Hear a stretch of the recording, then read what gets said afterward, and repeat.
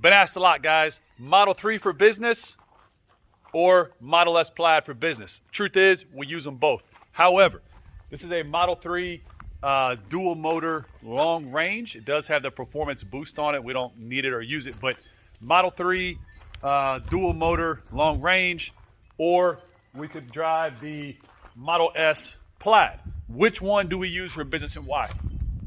Honestly speaking, if we are going to be running dogs in and out of the city, we prefer the Model 3, and I'll show you why. Because we really don't care that much if it gets banged up. It's a work car. We bought it used with about 30,000 miles on it. Paid cash, bought it for the business, and we beat it to death. But one of our secret weapons for us, see those panels right there? Right, so we are a solar paneled farm, so we really don't worry about chewing up electricity. And right now, it is cold, but if we, this has to reset. All right, so I'm gonna flip the camera. You'll be able to see which direction. If it's going to the right, we are producing energy. If it's going to the left, we're consuming. And as you can see here, it's pushing hard to the right, which is simply telling us that those panels right there are producing more electricity than we're even using. So we're actively selling energy back to the grid.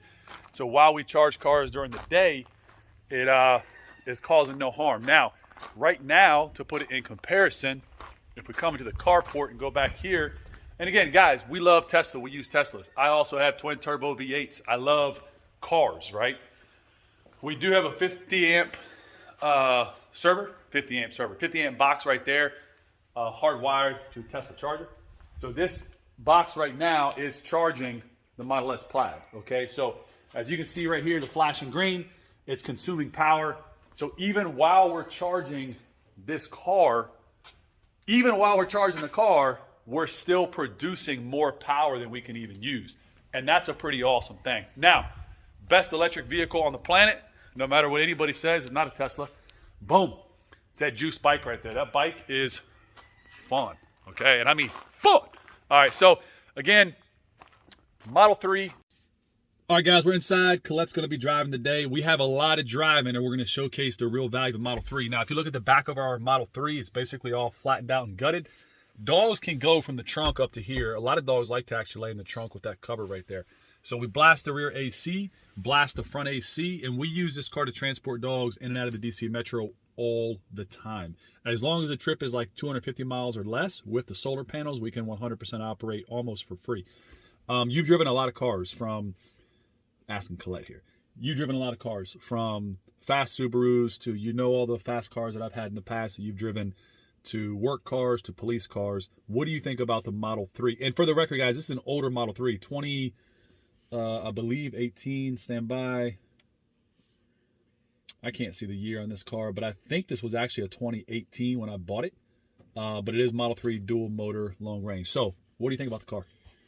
I don't have anything bad to say about the car. I actually like it. It's very, very fast, which I also like. So she also has a twin turbo V8 GLS with 630 horsepower that she drives as a daily driver.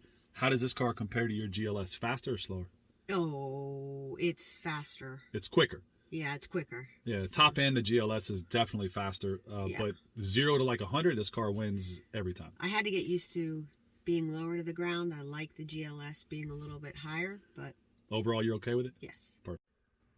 All right, guys, and that's what we're working with. Model 3 long-range dual motor, 33,000 miles, 2018. Nothing special. We use this car as a work car. First leg of the trip is going to be 43 miles. This is going to be a couple 100-mile normal trip to show you how we can use this car in the DC Metro area for daily operations. So if you're familiar with the DC Metro area, the course for the day is Bluemont in Loudoun County to deep into Fairfax, pick up 2 dogs, drop them off in Winchester, Frederick County, back to Loudoun County. We'll probably swap over cars, I'm not sure yet, the other Tesla, and then all the way to Arlington and all the way back. It's going to be a lot of miles today, but it's all going to be gas-free, dollar-free, and running on electricity. Electric car, fun fact, guys. When you are sitting in bumper-to-bumper traffic, the electric car performs better than an ICE car, being an internal combustion engine. So when you're sitting in traffic in an electric car, it's basically using no power outside of just keeping the lights on. Whereas your gas cars are just plugging away, consuming fuel, right? So bumper to bumper city traffic, electric car wins every time. Flat out highway runs. There are some gas cars that can beat an electric car on the highway. in my opinion, cost-wise. Now, we're not talking high-end cars. We're talking very fuel economy, very small, tiny wheels. They will beat an electric car overall. But that's only for very long distance highway runs. All right, guys, we're about 27 miles into this trip. Again, we're gonna watch for the purpose of this measurement since last charge. We unplugged the car directly before starting. So when we unplugged, we had 88% power. We've gone 27 miles. We're averaging 260 watts per mile, wheel watts. I don't know what all that stuff is. I'm not an electrical engineer. However, I do know this. We drive with the AC on, 75 miles an hour. We're not trying to be super economical. We got to get to where we're going, right? So that's part of the thing with an electric car. Everybody says you have to drive a certain way or be, no AC, no heat, no this. If you're on a road trip, and unlike most people, I've driven a Tesla across country. I've driven it up and down the East Coast, from Virginia to California, back, Michigan, all over the East Coast in a Tesla. People will often say you have to do things like no heat, no AC. They have all these features, but don't use them, blah, blah, blah, blah, blah. I don't know why this car is continually riding next to us, but it's starting to piss me off a little bit. All part of the highway robbery pirate system that you have to agree to live in if you choose to live in the DC metro area. Toll roads. You can't get from point A to point B without using them. How this is legal, I have no idea. And we are coming up to our first stop of the day. This is gonna be in the Fairfax County, Lawyers Road, Vienna area. And we are at 45 miles, 1 point, I can't even read this, guys, I'm sorry. Hour and 20 minutes, 45 miles, pulling up on our first stop of the day. Let's get it going. All right, guys, so we got reverse cameras on. We are leaving. And right behind us here are two of these beautiful dogs, big old bulldogs. So is there room? Let's take a look. All right, guys, so room, Model 3. Is it big enough to transport dogs in? As far as a bunch of XL Rufflin crates, no, it's not a van, my God. But 1 off, 2 off, doubles, you can absolutely. So right here, as you can clearly see, 2 big bulldogs, plenty of room. No, Toby, plenty of room. And now we are on to the next leg of the trip. So the first leg to pick up the dogs took us 46 miles from driveway to house. And now we have to go back 56 miles to get these dogs dropped off. All right, guys, we are back in the mountains. We have left Fairfax County from the east side of Fairfax, and now we are on the farthest, most western corner of Loudoun, cutting into Clark County on top of the mountains. So what's the one downside of the mountains? They suck a lot of power going up, but you make a lot of that power back going down. So let's just check in real quick, see where we're at, see what's going on. So this trip so far, guys, we're at 86 miles, again, since last charge. 86 miles. Averaging 286 wheel miles, watt miles per wheel. Somebody fix me on that. I don't know what the hell that means. But I know the lower the number, the more economical you're being. So again, as we just went way up steep hills, now we're gonna come way down. And as we're going way down, for those of you that don't know, a little bit of education, you can see that green line. It's kind of hard to see on the camera because my wife's accelerating, which doesn't need to be. Right there's a green line, boom. And that green line means that we're putting power back into the battery. So as much as that green line stays to the left, you're making juice. Green line goes to the right, turns white, you're consuming juice. So again, you can see that green line right there, top corner. That means that right there, we are 100% using no energy going down, and we're putting energy back into the battery. All right, guys, we have arrived. Dogs are being dropped off. Hey, when you open that door, be very careful of jumpers, okay? I got you. Now listen, hey, listen. They've had a fight in the past. They just fought each other like 3 or 4 weeks ago. Okay. So just keep them calm. I want them next to each other, but not on top of each other. Cool, go ahead, grab them. So we got Stellar Mikey and we got Stellar Miss Alyssa right here. Their leash is already on them. They already got leashes on them? That one does. This one may have fallen off. Yep. Yep, he's got one. Hold on, let her take one, bub. There you go. You got him? Yeah. Get out of there, Toby. He's gonna need my help. We've moved down. Colette's inside shopping. We dropped off those 2 dogs, and we're right next to Martin. She needs to get some food. So, little hustle, man. Right outside of Martin's are these 2 Volta chargers. So I'm plugged in right now and charging. And this is just part of the Tesla game. So we pulled up with 46%. Now let's check our numbers, and we'll talk about why we're charging right now. We don't need to, but we're going to. I'll tell you why. We've gone 103 miles so far in today's trip. And that's, again, we started at 88%. we basically finished at 46%. So we basically used 40% power to go just a little over 100 miles an hour, 100 miles.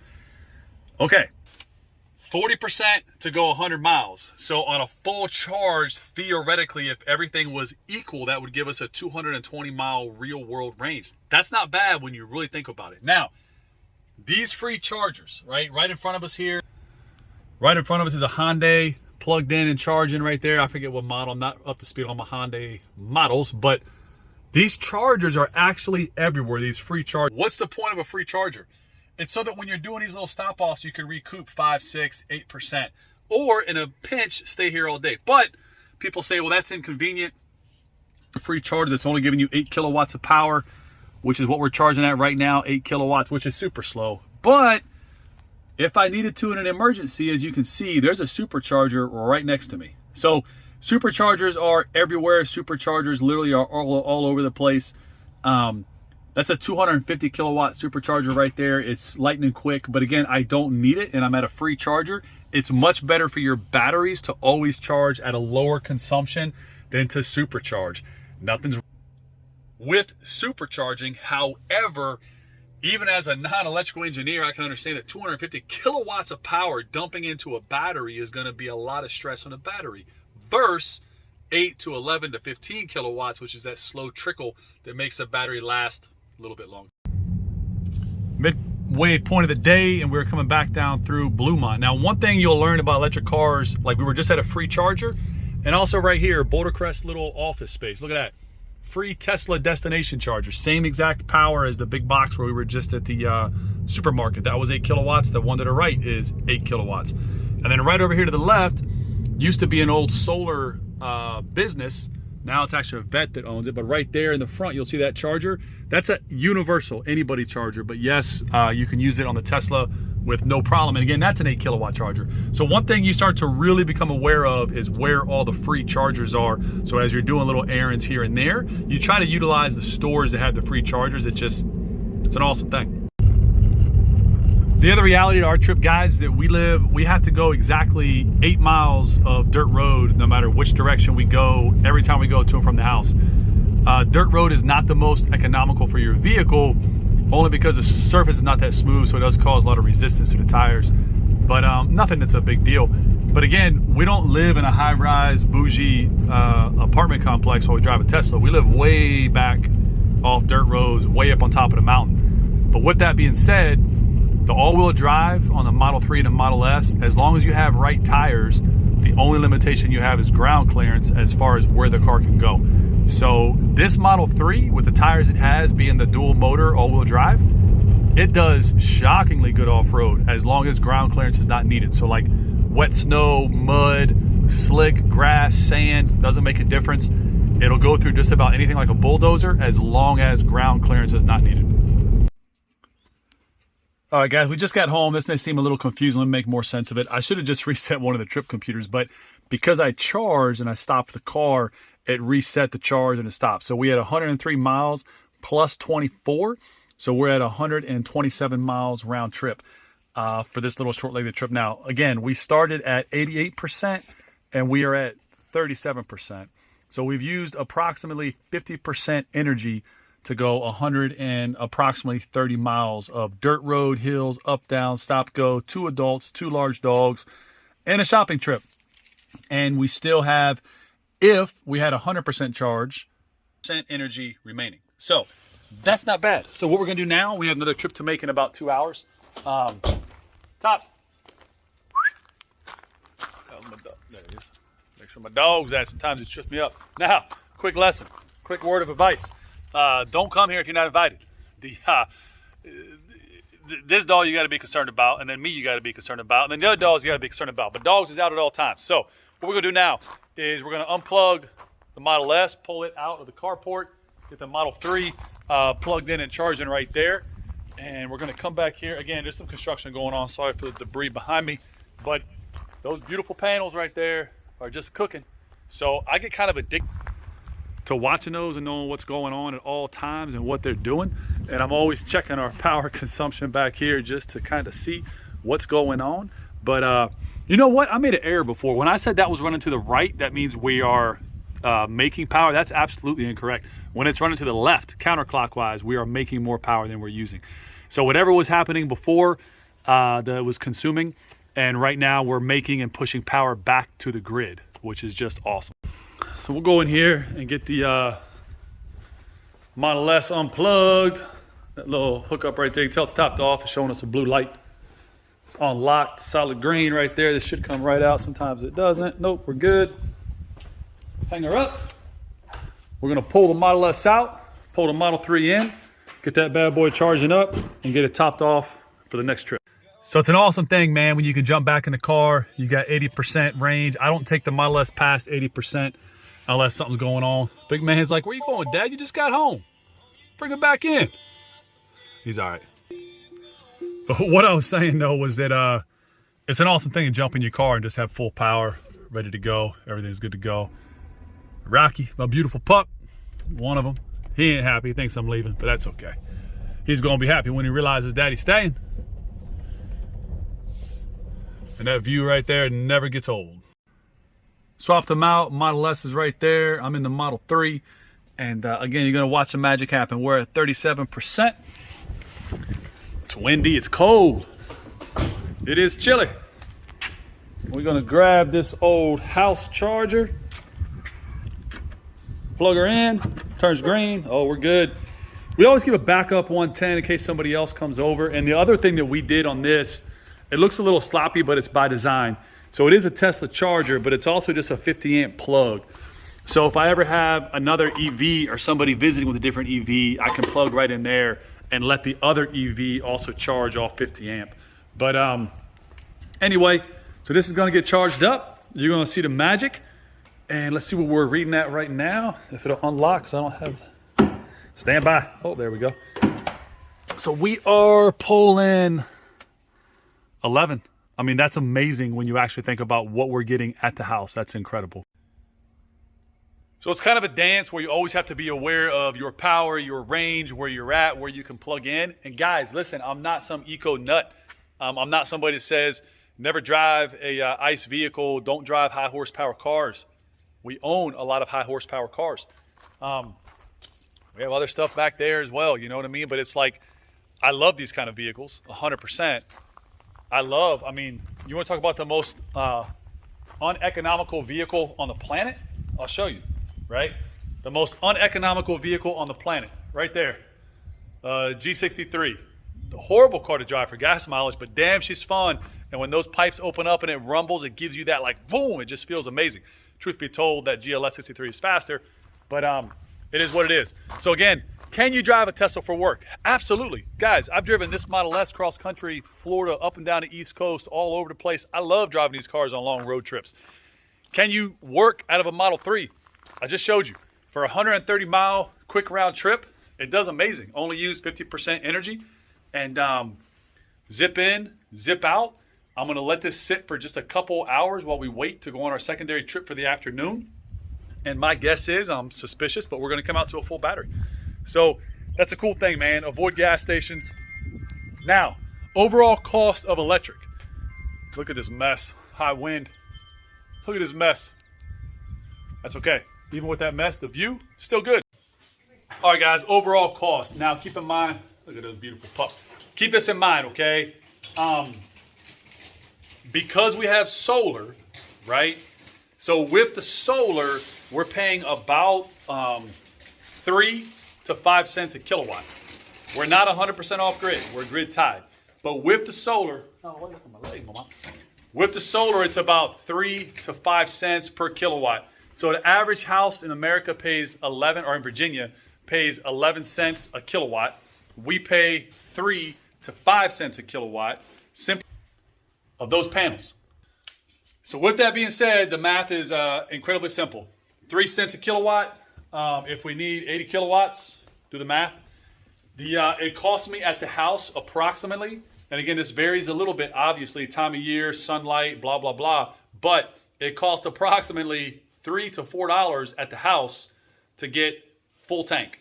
So that's incredible. Yes, supercharging is more expensive, typically about 30 cents a kilowatt, and it normally takes $20 to get a full tank or a full battery pack off a supercharger. But again, $20 to go 300 plus miles. Tell me one ICE vehicle on the planet that can do that.